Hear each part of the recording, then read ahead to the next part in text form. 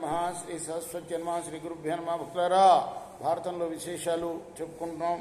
నిన్నటి వరకు 7 భాగాలు చెప్పుకున్నాం. ఈ రోజున 8వ భాగాన్ని చెప్పుకుందాం.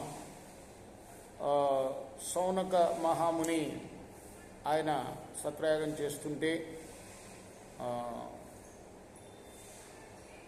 మరి మహాపురాణాలు చెప్పేవాడు ఎవరు?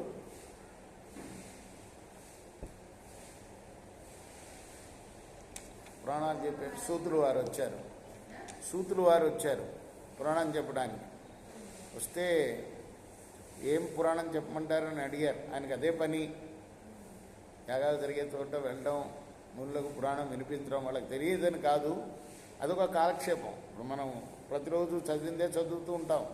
గురు చరిత్ర అయిన తర్వాత మళ్ళీ గురు చరిత్ర చదువుతూ ఉంటాం కదా. ఎందుకు చదువుతాము? అదొక ఆ దేవుడి స్మరణ రోజు ఉండాలి. అదే ఆ లీలలు పారాయణం చేయటమే. ఏ విధంగా అయితే మనం తీర్థాల్లో స్నానాలు చేసి పవిత్రం అవుతామో, ఈ గ్రంథాలు చదివినా కూడా అదేవిధంగా పవిత్రం అవుతాం. దానికోసం చదువుతాము, దానికోసం వింటూ ఉంటాం. విన్నవే అయినా మళ్ళీ వింటూ ఉంటాం. ఆ విధంగా ఏం చెప్పాలని అడిగితే మా గురువుగారు అగ్నిహోత్రం చేస్తున్నారు, అగ్నిగృహంలో ఉన్నారు, వారు రాగానే వారు చెప్తారండి. వారు వచ్చిన తర్వాత వారు తన పూర్వీకుల చరిత్ర చెప్పమన్నాడు. ఎవరాయన గురువుగారు? సౌనకుడు. ఆయన ఎవరయ్యా అంటే బ్రహ్మపుత్రుడైన భృగు మహర్షికి, అంటే భార్గవుడైన ఆయన పుత్రుడు చవనుడు. ఆ చవనుడికి పుట్టిన ఆయన ప్రమతి. ఆ ప్రమతికి పుట్టినవాడు రురువు. మరి ఆ రురువుకు పుట్టినవాడు సునకుడు. ఆ సునకుడుకు పుట్టినవాడు సౌనకుడు. ఆ సౌనకుడికి ఇదే అన్నమాట వరుస. దీనికి చెప్తున్నాడు. ఇప్పుడు మనం రురువు కథలో ఉన్నాం అనమాట. ఈ రురువు అనే ఆయన చాలా గొప్పవాడు. ఆయన తన యొక్క భార్య ప్రమద్వర పాము కాటుకు గురై చనిపోతే తపస్సు చేసి మళ్ళీ బతికించుకుంటాడు. కానీ ఆ కోపం విడిచిపెట్టాడు. పాముల మీద కోపం, పాములను చంపుతూ ఉంటాడు.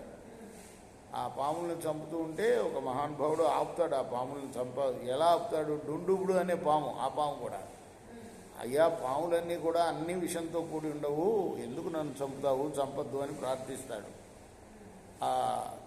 ఆ మాటలు విన్న తర్వాత రురువు అసలు నువ్వెవరెవరు చెప్పమని అంటాడు. అతను కొంచెం పండితుడని గ్రహిస్తాడు. ఎందుకంటే పాముగా ఎండి నోటితో మానవుడి పలుకులు పలుకుతుంది కాబట్టి. ఈ వికృత రూపం నీకు ఎందుకు వచ్చిందో చెప్పు అంటే ఆయన చెప్పడం ప్రారంభిస్తున్నాడు. ఆ డుండుబు, నేను ఒక మునిని, నా పేరు సహస్రపాదుడు పూర్వం. అయితే ఒక బ్రాహ్మణుడు నన్ను శపించడం వల్ల ఈ పాముగా మారాను. అంటే ఆయన ఎందుకు శపించాడు అని అడిగాడు. చెప్తే ఆయన చెప్తున్నాడు, నాయన పూర్వం నాకు ఖగముడు అనే ఒక స్నేహితుడు ఉండేవాడు. ఆ స్నేహితుడు గొప్ప తపస్వి. అంతేకాదు అతని మాటలు కూడా చాలా పదునుగా ఉండేవి. నేను అతను ఒకసారి అగ్నిహోత్ర కార్యంలో ఉంటే ఒక గడ్డి పాముతో భయపెట్టే ఆయన్ని. అతను మరి కఠోర వాక్కుతో నన్ను శపించాడు. నన్ను ఇలా భయపెట్టావు కాబట్టి నువ్వు నిజంగా సర్పంగా మారిపో అని అన్నాడు. మరి నేను బతిలాడిన తర్వాత ఆయన నాకు శాప విమోచనం కూడా చెప్పాడు. ఏమిటంటే రురువు అనేవాడు చాలా పవిత్రమైన చరిత్ర గలవాడు. ప్రమతి అనే ఆయనకి పుడతాడు ఆ రురువు. అతన్ని చూడగానే వెంటనే నీకు శాప విముక్తి కలుగుతుంది అని చెప్పాడు. ఆ ప్రమతి కుమారుడు నువ్వే కదయ్యా, అందువల్ల నేను చూడగానే నా రూపాన్ని నేను పొందాను అంటూ మరి ప్రకాశవంతమైన తన స్వరూపాన్ని తిరిగి పొందాడు. అప్పుడు రురువును ఉద్దేశించి ఆయన చెప్పాడు, ఇది మనం తెలుసుకోవాల్సింది. సమస్త ప్రాణుల్లో అన్నిటికీ ధర్మం ఏంటంటే అహింస అనేది ప్రథమ ధర్మము. ప్రధానమైన సూక్తి మహాభారతంలో ఇది. బ్రాహ్మణుడైన వాడు, అందులోనూ అన్ని కులాల్లో బ్రాహ్మణుడైన వాడు ఎప్పుడు కూడా ఏ ప్రాణిని హింసించకూడదు, ఎప్పుడు సౌమ్యుడుగానే ఉండాలి. ఆయన చెప్తుంటే ఎప్పుడు గుర్తొస్తుంటు. నాకు ఆయన కొంచెం కోప్పడ్డా ఒక రోజున. బ్రాహ్మణులకు కోపం ఉండకూడదు కదండి అని అన్నాడు ఒక ఆయన. మామూలు మనిషే. కాబట్టి ఎప్పుడు కూడా బ్రాహ్మణుడికి కోపం పనికిరాదు. కోపం అంటే హింసించడమే ఒకళ్ళని, అంతే కదా. బ్రాహ్మణుడు ఎప్పుడు కూడా సౌమ్యంగా సంతోషంగా ఉండాలి.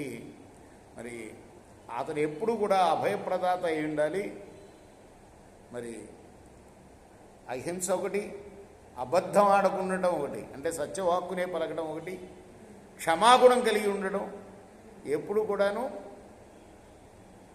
మరి తాను నేర్చుకుంటాం, ఇతరులకు బోధించడం, ఇవి ఉత్తమ ధర్మాలు బ్రాహ్మణుడికి. కాబట్టి నువ్వు ఇప్పుడు చేస్తున్నది నీ ధర్మం కాదు, ఇది క్షత్రియ ధర్మం, చంపడం అనేది. కాబట్టి ఇది తప్పయ్యా. దండధారణ అనేది, ప్రజా పరిపాలన అనేది క్షత్రియులకు విధించబడిన కర్మలయ్యా. నేను చెప్పేది పూర్వం జనమేడు చేయుడు చేసిన యజ్ఞంలో సర్పాలన్నీ హింసించబడ్డాయి. ఆ సర్పయాగంలో బ్రాహ్మణ ముఖ్యుడు, జనమేజయుడు ఎవరు? రాజు సర్పాలను హింసిస్తుంటే ఓ బ్రాహ్మణోత్తముడు ఆస్తికుడనేవాడు ఆ సర్పాలకు ప్రాణరక్షణ కల్పించాడు. మెల్లగా దిగుతున్నాం అన్నమాట రంగంలోకి, ప్రధాన కథలోకి. కృష్ణార్పణమస్తు. రేపు మనం 9వ భాగం చెప్పుకుందాం.